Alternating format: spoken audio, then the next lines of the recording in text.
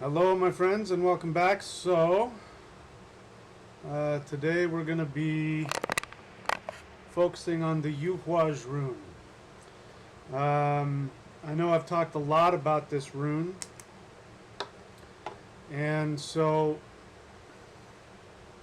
we'll see where this goes. I really want to listen to my intuition on this one and really focus on not so much.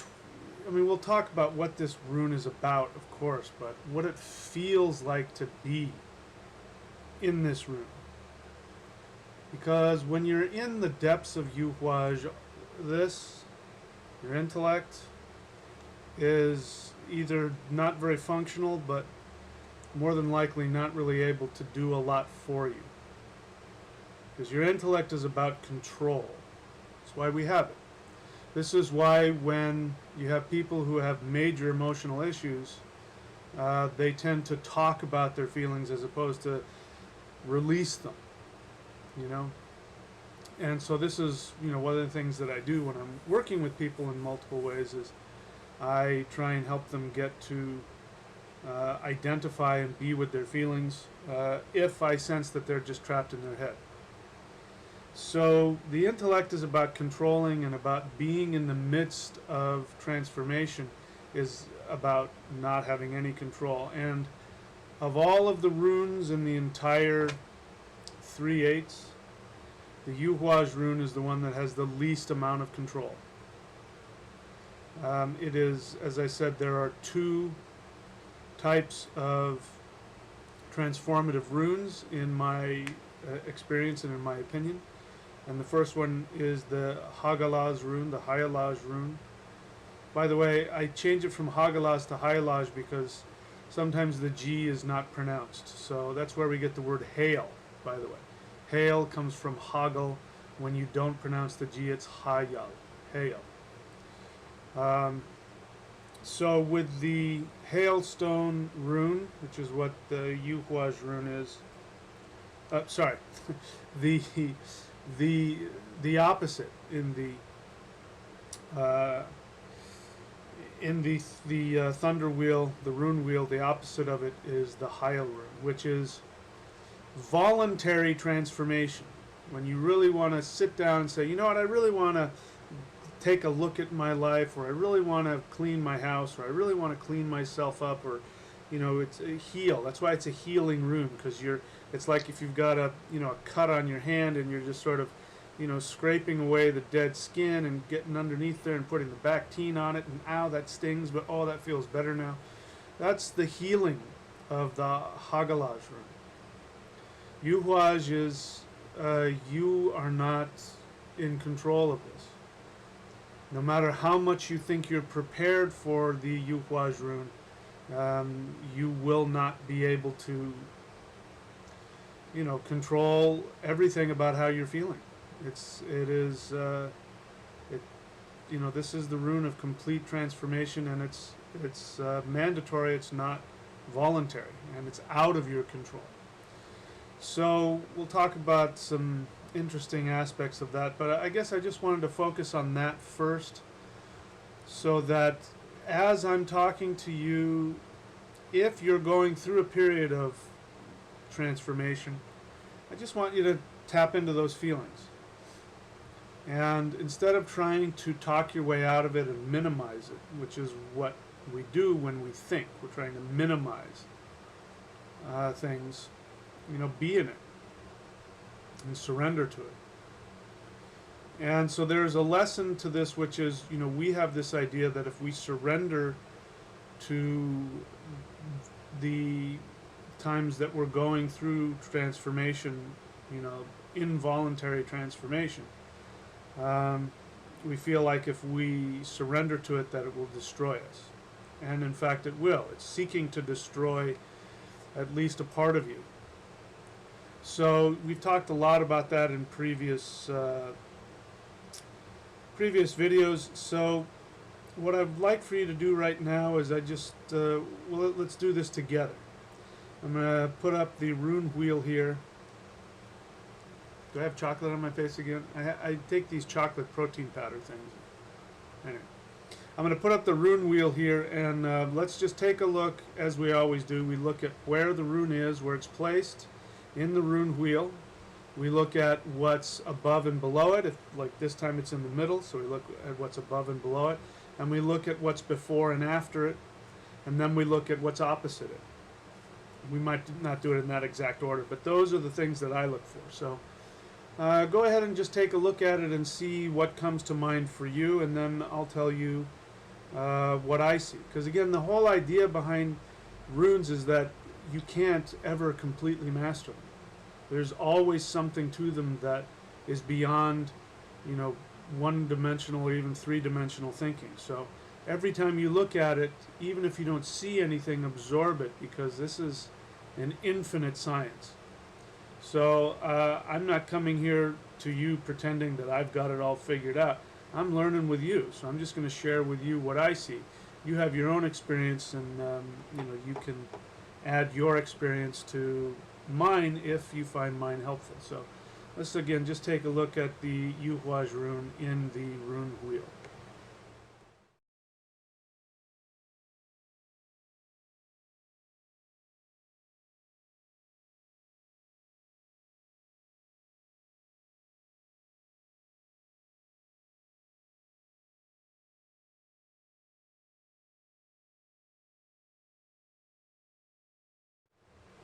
Okay, so I'm going to tell you what first just came to me, which is when I looked at the rune in the sequence of the other two below and above it. What I saw was that Raido comes first, which is your path of action, and it's in the south. So the south, as you know, is about action. And Raido means that when you follow your right path is the path of your soul, which is why Raido is a solar rune, rune of as the sun goes across the sky. That is the path of the sun, which represents the path of the soul, your soul. This is not religion where I tell you here's everybody's soul path. That's not how this works. This is your orlog. Your soul has written within it the path that it has chosen for itself. This is your true path. When it comes to relationships, one of the things I look for when people are asking, you know, tell me about my relationship with so-and-so, when I look at it, if the Raido rune comes up, it means that they have the ability to help each other follow their right path. And that is absolutely critical and fundamental to a good relationship. All the other stuff could be great, but if you don't have somebody that helps you, either just energetically or outright helps you follow your true orlog, your true path, then the relationship is going to be problematic at best. So we have Raido. When you follow your true path, your soul path, that will bring conflict. Now this is something that goes against maybe, you know, what we might think is the case. We would think, well, if you follow your right path, you'll find peace and happiness. And that, of course, is true. Ultimately, my belief is that when we follow our true path, we find happiness. But as I've said, it's not just, you know, superficial either or. When you follow your true path, you will have to deal with the lessons that come from having to choose between your true path and what other people expect or want of you on some level. For some people, it's really huge, and it has to do with, you know, my parents want me to do this, or, you know, my country wants me to do this, my religion, and, you know, especially like if it's dealing with family or cultural things, that's really tough. It's one of the toughest things that people go through. And I've seen people, you know, I certainly have dealt with it in my life, for sure, but I've seen people who have never gotten out of that rut, and they're pretty unhappy. and they just can't tolerate the thought of losing the love and acceptance of their family or their culture. But if you follow your right path, you will have to go through that. Now, it may not be a cultural thing, may not be a family thing. It may, who knows how it's going to come up. And for some people, it's going to be more difficult and challenging than it is for others. That depends on your past life issues and the lessons you've chosen to bring into this life. Again, karma is not something that happens to you. It's your choice. You take actions, which of course has reactions, and then there's also when you incarnate, you've already mapped out the lessons that you want to learn. But if you've chosen some pretty difficult, challenging, if you really wanted to learn this time around, then you are going to bump into some major transformational challenges, and it's going to feel like it's killing you. So that's important to know. When you follow your right path, at some point you are going to have to go through some challenging transformation. Because that's really what you're asking for. You go after your true path, you're asking to be transformed. You're asking to be empowered. You're asking to grow on a spiritual level. And you can't grow on a spiritual level without challenge. So this is what kind of flies in the face of, your typical fluffy bunny, happy-go-lucky, new agey thing. Everything is love and light. I'm just in love and light all the time. And, that to me is, as nice as that is, in my experience, that's usually somebody who's in denial about something very difficult and painful. And I'm the kind of person that I don't want to shy away from that. Listen, I'm not interested. I'm not looking to make life difficult for myself. Quite the opposite. I want my life to be as drama-free as possible. And even so far as when people want to work with me, I have a website. Go to the website and find a time, and you'd be surprised how many people want to come and argue with me about the times that I've said I'm available, and they want me to make special, for them. And it's like, what? Sorry, my comfort comes first for me. And I heartily teach that other people do the same. Now, I've spent a lot of years learning from people where I had to inconvenience myself, and this is one of the things that you have to keep asking yourself when you're working with anything. It doesn't matter what it is, but this is the thing that I ask myself when I'm, when I was working with my teachers and I, ran into, do I really want to keep working with this? This is hard work, or there was, personal drama or money issues or something like that. And I would say to myself, well, is there still something I can gain from this? And if the answer was yes, even if it was just a little bit, then I'd stick with it and I'd do whatever I had to do to get through it. But if I could honestly say no, this is when things fell apart between me and my last spirit fighting teacher.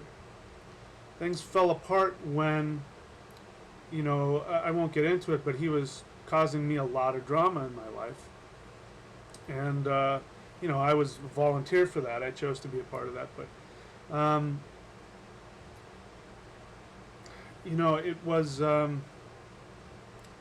I was distracted because I was checking to see if my stream health was doing okay.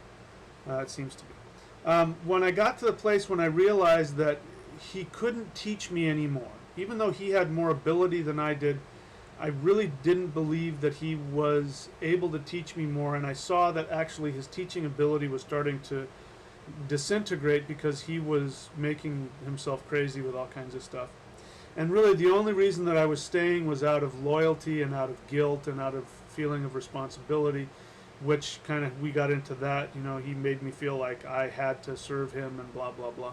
And the quality of my life was starting to deteriorate, and I wasn't learning anything new, and I decided, there's really nothing in this for me anymore, and staying with him isn't really going to help him either.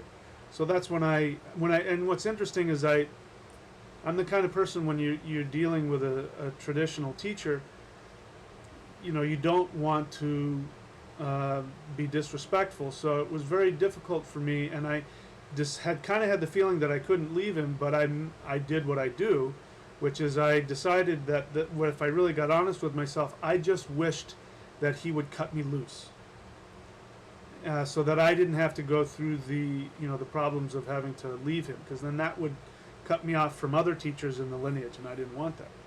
So sure enough, I got it. I won't get into it, but he got his panties in a bunch about something, and he dumped me. He didn't even tell me about it. I had to find out, through other means. But that's exactly what I wanted. I wanted to be, just completely responsibility free and have him release me, and I got it. So I don't know why I'm talking about that with teachers, but that's kind of true about anything. And so we're talking about conflict because it was really conflicting for me, because I really wanted to please him. I really wanted to be a good student.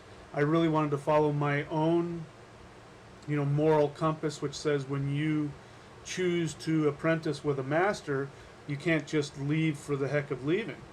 You've got to really, part of it is and that's why I don't require any of that from anybody. I don't require that anybody serve me in any way. It's just easier to put this information out to all of you so you can use it as you see fit. The only time that I come close to that is if I have a really tight relationship with a student, and we make the agreement, because sometimes I will make this agreement if I believe that the student needs this in order to stay, to go through the transformation. Some need it more than others. But I will ask them, or in some cases require of them, that if they want to leave, they must first talk to me first. They cannot leave and make unilateral choices for our relationship. And that's because if they come to me and they're saying they want to leave, since I feel like they've come and asked for my help, I want to make sure that they're operating from their highest awareness. Now, they can still leave. It's not like I can stop them from leaving, and I wouldn't. But I want them to come to me with their reasons, so that we can look at it objectively and see, is this resistance, that you're on the verge of achieving something and you're having difficulty going through the transformation, and is your unconscious mind seeking to sabotage you? Or have you really reached some kind of a plateau where you really need to go off by yourself? I mean, I've done that with my teachers from time to time. Or, is it up to me to decide that this person just really no longer has the desire to study, and it's just beating my head against a wall trying to see if I can help them, and they've really just given up. So that's the only time, but that's why I don't do any of that normal stuff or require anything from you, and that I'm constantly showing you how human I am, and so that you realize that I'm not unaware of, there's a lot of knowledge that I carry, and that I have a gift, and that I have a gift of perception and understanding and bringing understandings together, but that doesn't take away my humanity and my my multitudinous imperfections as they are. So we're going into the age of Aquarius, so it's important that students be their own teacher, and that we retain our identity while at the same time cooperating with others. So, back to the rune, EIHWAZ. While I'm thinking about it, you notice I'm pronouncing it a certain way which you probably don't hear anywhere else. And that's because when we spell it in modern English, E-I-H, it looks and sounds almost exactly to EIHWAZ. And that's because we don't have this letter in our alphabet or in our pronunciation anymore. This letter here.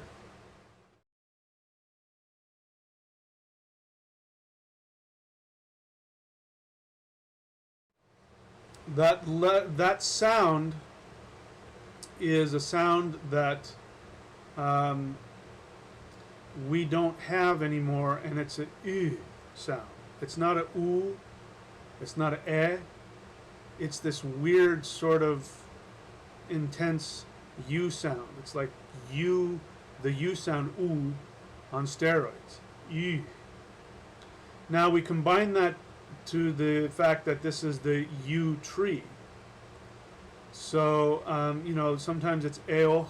The people will spell it in different ways depending on the Futhark, because it's like we're trying to get to the original pronunciation that we no longer have. So we're trying to point at it. So the EIHWAZ. It's not EIHWAZ. That's not it. It's the U tree. It's EIHWAZ.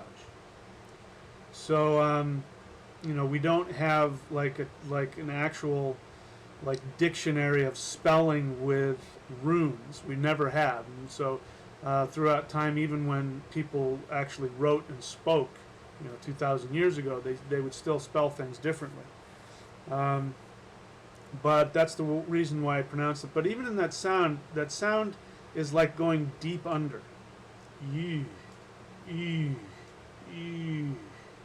Goes deep under. And the AZ sound, as I've said before, is the sound of classical languages. I'm going to call it this: the classical Germanic language. You have classical Latin, you have classical Greek, you have classical what's that other one? Sanskrit. And so you have these endings. In Greek it was OS, in Latin it was US, and in the Germanic it was AZ, which tells you that that's the case of it. So EIHWAZ would just mean that it was the subject if we used it in a sentence. Point of all that is that you drop the AZ and you have U tree. So that's what the U tree is. And so I have always been of the belief that sounds came first and words came later. And that, we're probably going back perhaps millions of years. But our ancestors, especially our proto-hominid ancestors, they would want to project a feeling through a sound. And we still have a lot of sounds that are part of that. In fact, one of them that is still, I believe, probably the purest word in the human language of all the languages together. If you say this one sound, people will know exactly what you are talking about. And that sound is mama. Doesn't matter what language you're speaking. If you're in China and you say mama, if you're in fact, the Yoruba language is the same. Mother and father in the Yoruba language, which is the largest ethnic linguistic root in Africa, which is the majority of the slaves that were brought to the New World were of Yoruba. In the Yoruba language, mother and father is mama and baba. So, we've got it in English too, mama and papa. And, anywhere in the world, people will know what you're saying. If you say mama, they'll know exactly what you mean. So I believe that was the root of all language. So what does that have to do with the U tree? When you think about that sound,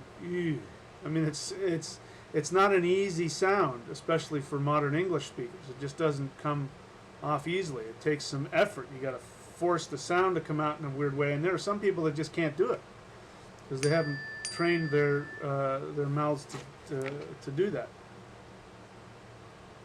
So, sorry, I just want to make sure this doesn't keep dinging, so I'm going to simply look at it very quickly. All right. So, it's 4th of July, by the way, and when I'm not out, if I've got holidays by myself, then I can spend time getting some work done, so that's why I'm doing this here.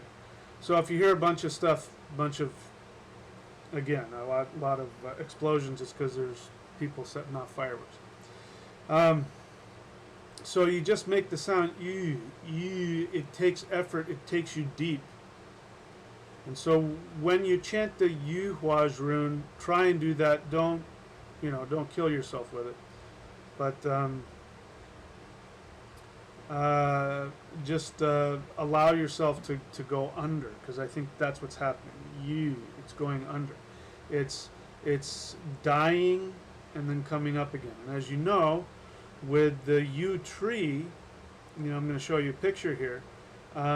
Lots of times these grows of yew trees may have started with just one tree.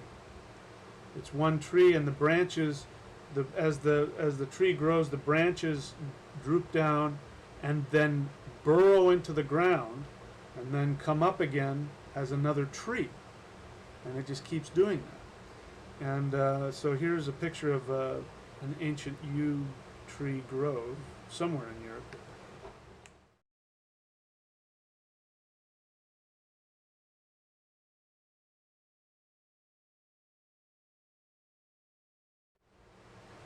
So you can see how those branches are digging into the ground. You can't see in that picture that those branches are going in and then coming up again as another tree, on each side of it. But even what it creates, that tunnel, which is again like an entry into the underworld. The yew tree was used for making bows. And one of the reasons that there aren't more yew trees in Europe is because they were so prized. They grow very slowly. They get to be very old. So it's not like you can plant yew trees and have them grow up like bushes really quickly. They're very old people kind of trees. They just do things very slowly.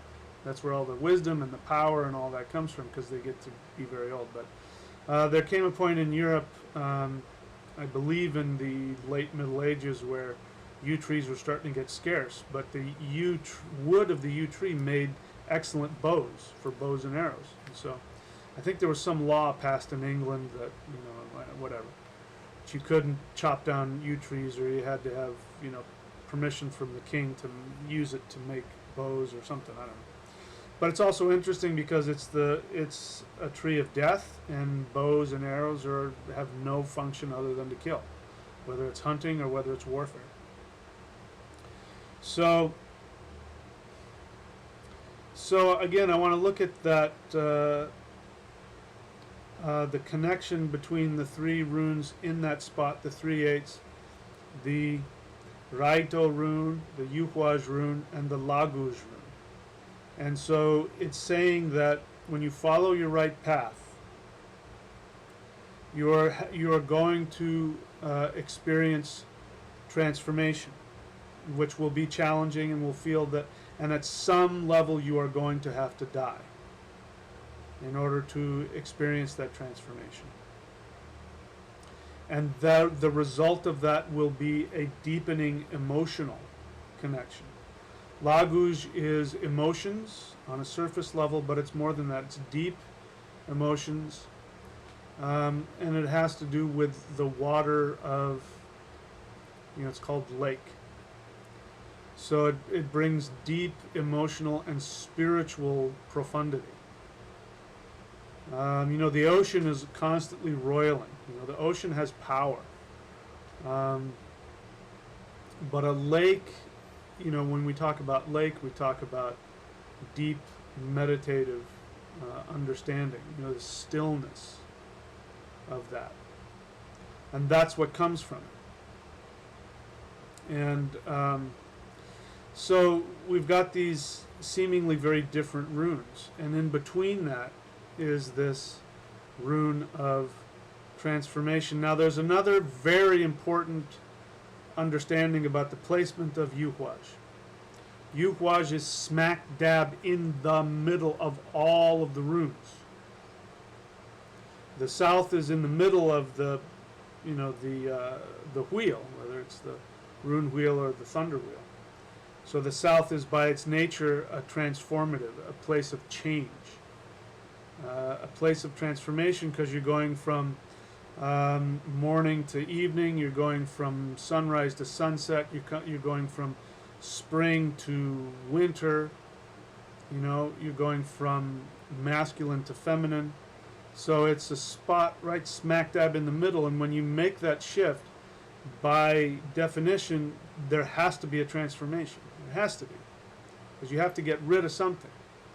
That's what the fire is. That's why fire's there. It burns. It gets rid of the dry branches. It gets rid of the excess. The largest being on the planet is the sequoia tree.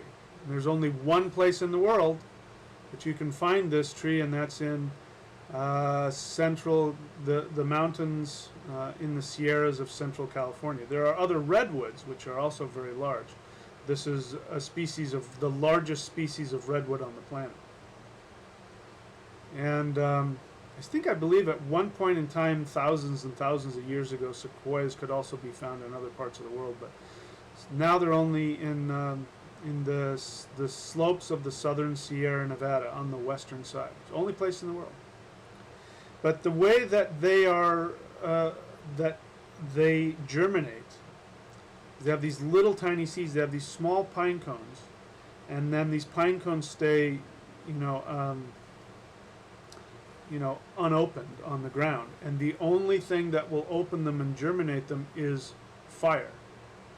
And so, if you've ever been to the sequoia groves, you can walk through them and you can see on these enormous tree trunks, you can see fire. The remnants of fires that have gone through. Because the tree can handle fire. It takes a lot to burn down an entire sequoia tree. So they are all about transformation, which is why they're so old. And again, we've got this same theme of, with trees, the yew tree that this is about is very old. And sequoias are also extremely old. But they're the same kind of thing. You can't, if you chop them all down, they don't, it's not like you can just plant them and they'll grow into a huge grove really quickly, like other trees. So that's one of the problems with that. There's a potential for the loss of that species. So I forgot where I was going with that.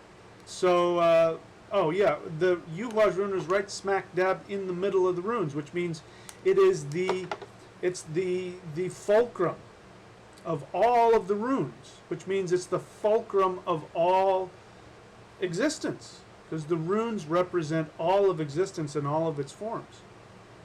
And so, it's not just in the second eight that it's smack dab in the middle. It is smack dab in the middle of all three of the eights, the physical and the spiritual and the emotional. And so it's smack dab in the emotional psychological realm, which acts as the fulcrum between the physical and the spiritual. So you can imagine there's just huge amounts of energy in there that is transforming. Once you make it past the EIHWAZ rune, you are now moving away from the physical, and you are moving away from the emotional and psychological, and there's, the path is spiritual from then on. And so that shows us that when it comes to evolution of the human species on all levels, it's you run into the resistance. That's when you meet just the complete resistance, because you're ultimately going from purely physical to purely spiritual. And so it's kind of like the point of no return. Once you get past that, there's no going back. If you want to stay in the first eight, you can stay there. But once you get into that second eight and go through that psychological transformation, and once you hit EIHWAZ, the universe is saying, hey, you got to drop a bunch of stuff. You can't carry all of your pack up this hill. You got to be willing to drop it all if you want to continue. And a lot of people, may have difficulty, and some people just outright won't want to do that, which is why it is, unlike the EIHWAZ rune, it is the rune of involuntary transformation. You just can't superficially make that decision. You've got to commit. So the other aspect of the EIHWAZ rune is you've got to surrender. The way that you commit is you surrender. And that's very interesting. It's ironic that it's in the realm of the warrior. The warrior, in order to win this battle, because it's in the south, has to do the opposite. The warrior has to surrender. So let's take a look at it again in the rune wheel. First, before we do that, I just want to show you where it is in the actual runes itself among the 3 runes. And you'll see it's just right smack dab in the middle. The EIHWAZ rune, yeah, it comes right after Yera, which looks like it's in the middle. So if you want to look at it that way, it's the first step once you get past the middle.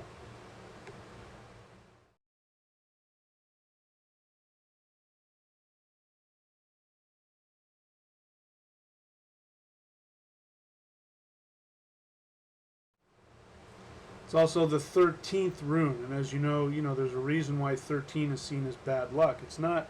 It's actually the opposite. The number 13 is the most auspicious, but it's just the most challenging because you have to give up. So it's considered bad luck because when we have these sudden changes that happen to us without our volition, then we experience it as bad luck. But it's actually quite the opposite. It's the most auspicious. It's the beginning to, absolute, moving completely, as I said, to the spiritual realm. So we'll see how this video works out. I'm seeing a lot of stops and starts here, so I don't really know what that's all about. But it says that the stream is healthy, so I'm just going to go ahead and believe it. Alright, so let's now take a look at the rune wheel, and once again, when we look at it in the realm of the rune wheel, you're going to see that it is right smack dab in the middle, not only in the row, but in the entire rune wheel. It's just the hub of all of the energy that comes through there.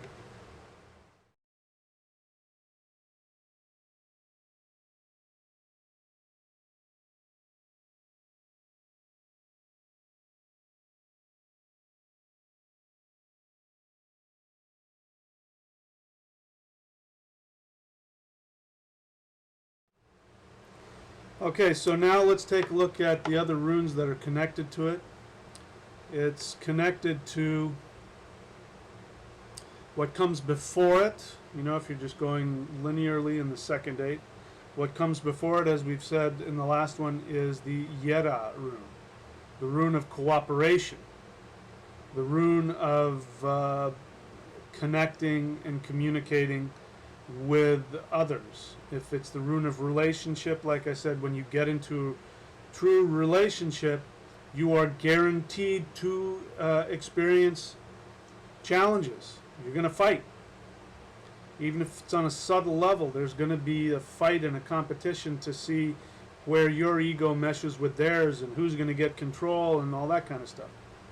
You will have difficulties. As I said before, many years ago I was dating a girl, and I thought the way to fix it was to take her to couples therapy, and she said, yeah, Mike is a lot of work. I've never fought with anybody like this before.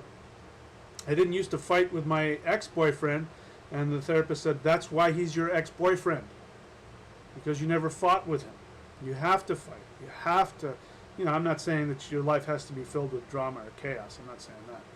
But you have to compromise, and that is going to feel, on some level like it's, very challenging. So we've got that. We go from relationship to conflict, because as I said, the conflict, now that I'm thinking about it, remember, when you follow your true path, you will come into conflict within yourself about making the choice to honor your true path or to kowtow to somebody else's agenda, whether it's even just in your head. This is important to understand. I mean, when I share this with people, especially when I see it in them, when people are having difficulty trying to find out what it is they truly want. They know what they think they're supposed to be. But when I ask them, yeah, but what do you want? What do you fantasize about? If they can't go there, or if they have resistance going there, that's a pretty good indication that they have a lot of conflict within themselves about, this very issue about where do I end and what is my responsibility to others, and will I be loved and will I be respected? And it could just be a thought in your head, will I be a good person? Well, here's what I'm supposed to do. I'm supposed to be this way. This is what a good person does. And then if I ask, but is that really something you want to do? Does that give you joy? Well, no. But these are also, by the way, the same people that project that onto others. They tend to project onto others or on their friends or their family or their children about what a good person does, and you need to be a good person. And of course, I believe that we should. I believe we need to follow, a righteous path. But understand that true path starts with your soul. Your soul will not be in conflict with what is good for humanity or the world as a whole. It won't. There might be some people who will have difficulty or will, feel challenged or betrayed by you choosing whatever you choose to do. But you have to look at the world as a whole. Is what you're doing benefiting everybody? When you follow what gives you the deepest joy, you will be helping everybody, even those who are opposing you. Because if they're opposing you, then they're opposing you for, again, their messed up understanding of who they are. Like when you've got for example, let's say you've got somebody who, grew up as a banker, and their banker father wants you to be a banker because that's what we do, and you have to uphold the family name, and you can't abandon your family. I worked my whole life for the family, and you have to do the same thing. By you following, if what your soul desire is to be a beet farmer or a dancer or a poet or something like that, and you don't want to just do it as a hobby, you want that to be your life, then you have to face the reality that, assuming this is, in this example, your father, the banker, might disown you, and then you'll be a bad person, and then the whole family will frown on you, for abandoning them and not following the true path of the family and all that ridiculous nonsense. That's old. That's an old idea that, we got rid of when we entered, especially when we entered into the age of Pisces. We entered into the age of, when we left the crux of the Piscean era, which was what the Vedics call Kali Yuga. We left Kali Yuga as soon as Europe entered the Renaissance, which is, what happened in the Renaissance. People started worshiping classical ideals of the human, the evolved human. In the age of Kali Yuga, the age of Pisces, human beings were bad, and so the only real ideal of a human being was the crucifix. Dying on the cross for others, and carrying your cross, and this world was a horrible place, and you just had to deal with it. And if you, were a victim, enough of a victim, then you'd get to go to heaven and have bliss. But this life was just, you had to just put it on and work for the king or the duke or whomever it was, and just be a slave. So when that ended, we moved right into the age of, which is, I forget what it is, what the pronunciation is, but it means half and half, where half the population is beginning to see themselves from a spiritual perspective, and the other half is still stuck in the old way of doing things. And interesting, regardless of which side of the spectrum you're on, you think I'm talking about the other side. Oh yeah, those other people, yeah, they're stuck in that. Human beings are funny. So there's a point to all that. Let's see if I can remember what it was. So an interesting thing about that is that when we entered this new age, when the Renaissance started to happen. Now remember, if the Renaissance started to happen, that was officially the end of the Kali Yuga. We're still experiencing the echoes of Kali Yuga, and we will continue to still feel the echoes of them for a while. Just like when you change seasons. Here in the beach in Southern California, when we hit the summer solstice, it's actually pretty cold a lot of the time. You know, I mean, people have been going major crazy heat waves, you know, just 50 miles inland from here, but you know, next to the ocean, it's been 75 degrees if you're, you know, if it's a hot day, and a lot of fog. Sometimes it's overcast and cold, and so it takes a while for summer to show up. You know, it's not until August that summer really shows up on the beach here in Southern California. Of course, that's changing as the the climate changes, but that's the idea, is that as even though we officially are out of Kali Yuga, the age of darkness, and we're in the age of half and half, we're still going to feel the echoes of that until, you know, the full breadth of it hits, just like in the seasons. So anyway, I don't know what that has to do with EIHWAZ. There was some reason for it, but anyway, you guys are paying to hear me rant and rave. Some of you even seem to like it, so that's what you get. All right, so what comes next?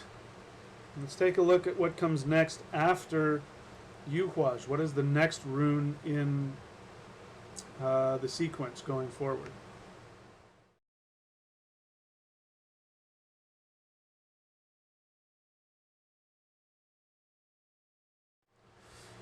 The next rune in the sequence is Perthro. Perthro, the Lot Cup. So, you know, the Lot Cup has to do with gambling. Tacitus tells us that the Germanic tribes were addicted to gambling. Now, we don't know what the truth of that is, but they used to like to gamble. And in fact, Tacitus, the Roman historian 2,000 years ago, says that first he says that there isn't slavery among the Germanic tribes, which is interesting. I mean, not in the sense of the normal slavery where you capture people and you take them into servitude and you beat them and kill them and treat them like non-humans. There were indentured servants, but they still had a measure of freedom, but they were bound to somebody. And one of the ways that somebody would become a slave is in gambling. If they got themselves really super in debt, they were so addicted that some of them would gamble for their freedom, and if they didn't, you know, in this hand or whatever they were playing, I don't know what kind of games they played and gambled with, but let's just say it's dice or something. You know, this roll of the dice, I'm going to make a bet, and if I lose, I'll be your servant, I'll be your slave, which meant that you would have to serve them, like move onto their property and live in the barn and do all of their work for who knows how long, 5 or 10 years or whatever it was. I mean, it was a big deal. They would put themselves into servitude. And then it was, it was a real a stain on their character. But they still did it anyway. But the idea that luck happens to you, this is one of the misunderstandings about Perthro. Perthro doesn't mean the luck of the draw. Like, that's just his lot in life. Same word, lot. You draw lots. It's just his lot in life. That's just the way the cards were dealt him. No, this rune is about you following your true path, but having to balance what is the unpaid debt. Remember, in Weird, which is the concept of time and fate, you start with the present, the ever present now, which creates the past creates the debt, which is the future you have to pay for. So everything you're doing in this moment is creating something that's going to get thrown into the past, which will be something you'll pay for. If that's something that projects you forward, if you're going through like the transformation of really difficult transformation of whatever is happening, and you're flowing with it, and even though everything in you wants to tell you to run or to sabotage it, you're taking positive actions to reinforce what is best for you, then what the debt is will be paid back to you. Good karma. So what that means is that, depending on how you're looking at it, up or down or across, If you follow your orlog, you'll go through transformation, and you will have to surrender to your true self as opposed to what other people want you to be, or you'll have to surrender, give up the idea of having other people love you and respect you instead of you loving and respecting yourself first, which will put you into the deep state of emotional profundity and awareness. And the other thing is that if you follow if you understand your identity in Isa, which will give you the ability to have true relationship, you will have to go through a transformation process of self. And while I'm on that, let me say what the purpose of relationship is. You know, we're designed to be creatures of pleasure, meaning that we respond to things that give us pleasure.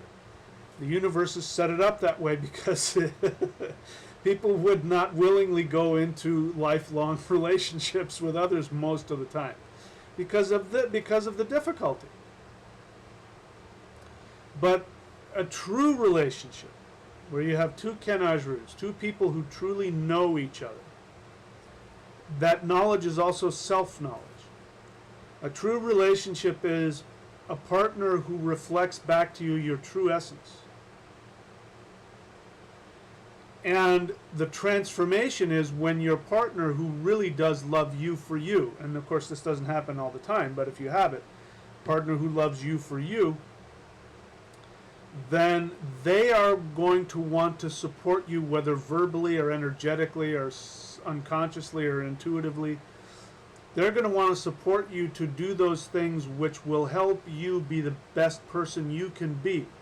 They are going to be the person that has your back when your family or your friends or your religion or your government or whomever comes down on your case about, no, you have to sacrifice yourself for the good of the whole. You can't be a dancer. You know, you're supposed to, your true partner will reflect back to you that you are at your best and will be that one person who supports you through that most challenging of facing yourself. That facing yourself is going to be frightening and painful. This is one thing people don't understand, especially people who go after relationships because they can't stand the thought of being alone. So they use relationships like a drug. And the reason why people, I'm sure you know people like this. I know I've been like this. Maybe you've been like this. Maybe you are like this. Maybe you know somebody like this or has been like this. You know, they're constantly complaining about their partner. My partner doesn't do this for me. My partner doesn't do that for me. If they truly loved me, and the chaos and the craziness, or even to the extreme, you have somebody who keeps getting into relationships where they're physically abused. You would think you get beat up once, it's like, I'm never doing that again, and then somehow they end up in another relationship, and then they go back to that same person. The stories where they'll call the cops because the guy's got a knife to her throat and giving her a black eye, and the cops come and take him away and charge him, and then she'll go in and drop the charges and take him back home. No, nobody understands him. I can fix him. It'll be okay. By the way, men get beat up by women too, but you get the point. It's because they go back to that, because that, as painful and horrible as that is, what they would really have to face is the self-hatred, the self-sabotage, wherever they learned it from. And that is far more painful than somebody else beating you up. And so, true relationship is when you've got somebody who really does love you for you and is going to hold your hand, and when that person gets to see their true divine self in your eyes, and they go through the transformation of having to let go of, who they think they're supposed to be and all that other stuff. You got that partner that's holding their hands. When I used to do marriages, that's what I would focus on. I would say, listen, what you're committing to do is to be there with that person when they face their true self. It's not about being there to make the other person feel better all the time, or to be there you're here to make me feel better, and so I'll commit to you so that I can feel better all the time. I want you to love me or keep me company or whatever it is. It's that true friend that sees you like the divine sees you. And that's very hard to find. So anyway, that's where the conflict comes from. And then when you pass that conflict, that transformation, when you die to the old ideas, when you die to the selfish part of you that wants to be loved and wants, the ego that wants to be loved and appreciated and admired and accepted, and you're willing to make yourself miserable in order to have that ego attachment, then you find out what your true destiny is. So you're not going to find out what your true destiny is until you go through the fire of purification. Having those old crazy illusions about yourself burned away, and without, you're flailing on the table as it's happening. Nobody does this willingly. They may think they do. I've had a lot of students over the years, and especially like with spirit fighting. It's one of the most transformational. And I sit them down and I say, "All right, you want to learn this from me? Here's the deal." And this is one of the times where I give them requirements about, you have to show up to class every time, you have to pay me every time, you have to commit to the minimum of 6 months. I don't care how hard it is, you can't leave for 6 months. And if you break those rules, I can never teach you again. If you leave unilaterally without talking to me first, I can never be your teacher again. So I make that decision for them, and I say it's because the energy that you're going to tap into is going to be so transformative that you're going to feel like you're coming apart at the seams, and you're going to feel like you're dying. It's, I guarantee you it's going to be extremely challenging. Whatever issues you got are going to come to the surface. It's ruthless. And so many people say, "Oh yeah, I've been working on myself for years. I've been this and that. Oh no, that won't bother me. Trust me." And I say, "Okay, I have to give you this warning ahead of time. Maybe you're right. I don't know, but I have to give you this warning." And some of those are some of the people, like Shakespeare says, "Methinks thou dost protest too much." The ones that are so vocal about, oh no, I'm totally into self-transformation, I can handle this, those are the first people to leave. You're not in control of this kind of transformation. So it's okay. Remember I said in the beginning that you have to be honest about, I want you to tap into the feeling about it. Let's not, intellectualize it or analyze it too much. The feeling of being helpless as you're being torn apart. You're strapped down to the table. This is Loki. When Loki is strapped by, he's tied down to the rock by the guts of his children, while, the venom is dripping on him, and then when the venom drips on him, the whole world shakes. That's transformation. Loki is showing us what transformation feels like. And what happens when Loki breaks free of that? What does he do? He leads the armies of Surt to destroy this world. To what? To transform it to the next level. So Loki, that's why Loki is so transformative. That's why I have such respect for Loki. But it takes you to your Perthro.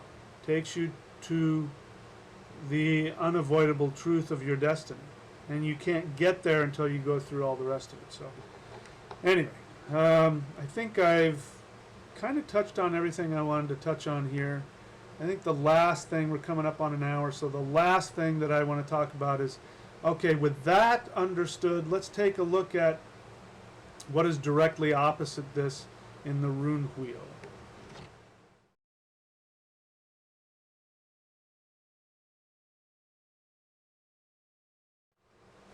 So the directly opposite in the rune wheel is the first rune in the second eight, which is, as we know, the second eight is emotional and psychological transformation. And the rune there is Hagalaj. And as I've said, there are 2 runes of transformation. I mean, they're all transformative, of course, but that just solely focus on transformation. One is Hagalaj, which is, it's at the north, which is inception, and this is you saying, you know what, I want to change. I'm going to put some effort into changing, and so you start this psychological, emotional process.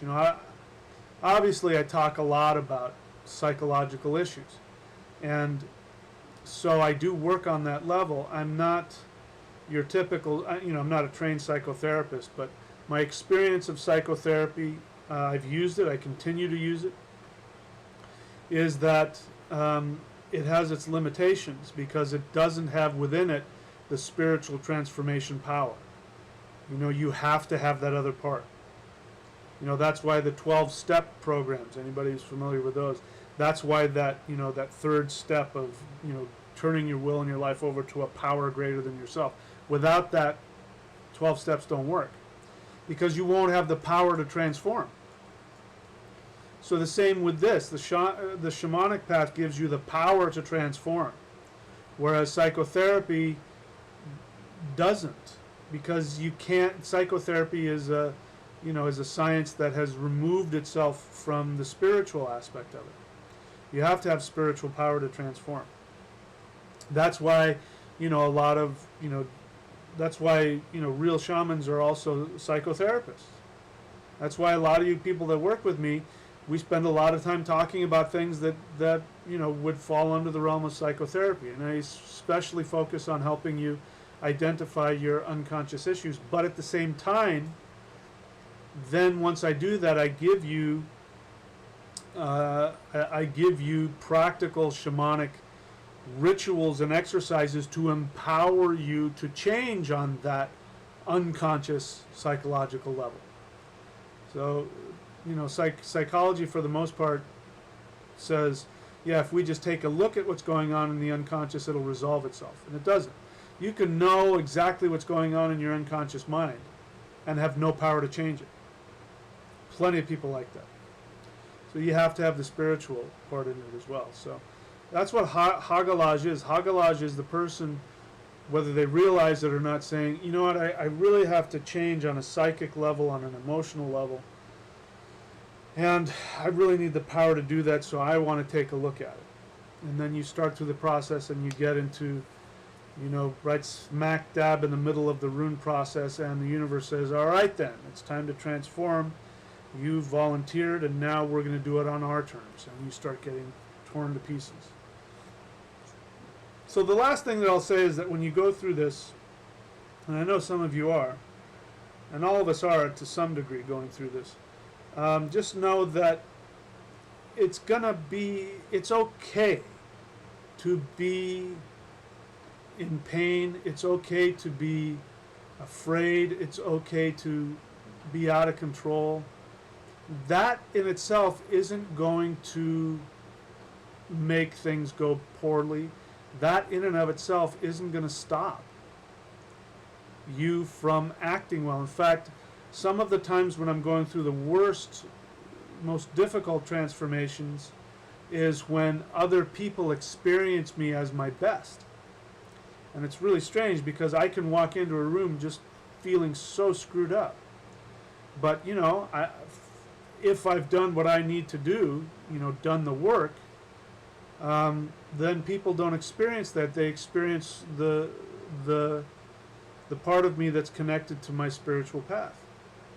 That's why, when I do this work, my job is to show up and do the videos and to do whatever and be on the phone and all that.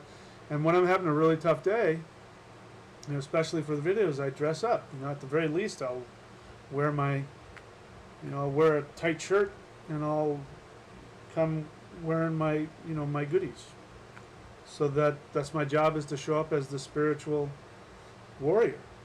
That's my job. And if I do that, people still have the experience the universe does its thing. So know that you don't have to feel perfect to do your job. You can feel really messed up. And sometimes that's why you need a teacher, because you have to have somebody who can objectively reflect back to you where you're really at. You've been there, where you've had a teacher who says, you know, you're exactly where you belong. You just keep doing what you've been doing. You're exactly where you're supposed to be. And then there are times when the teacher says, "Listen, you're a little off base here. Let me help you. You need some help." Okay, so we're going to end on that note. For those of you at the $25 level, if you're going through this transformative period, I recommend moving up to another level where you can work with me personally. You can also just simply, do a one-off where you get a Vedic astrological reading if you haven't already. Um, if you're not at the $108 level and you've already had a Vedic reading and you still need to meet with me, you can, just get another Vedic reading and tell me that you want me to talk with you again, and it'll be the same kind of deal. So, it's important. We can't do this thing by ourselves. We need help. We do need each other. And so that is my job, to be there for you if you need me. So, having said that, we will leave it there. I'm going to go off and see if I can enjoy some of the 4th of July festivities that are surrounding me. And I'll talk to you again soon, my friends. Thank you so much. And remember, the key to surviving transformation,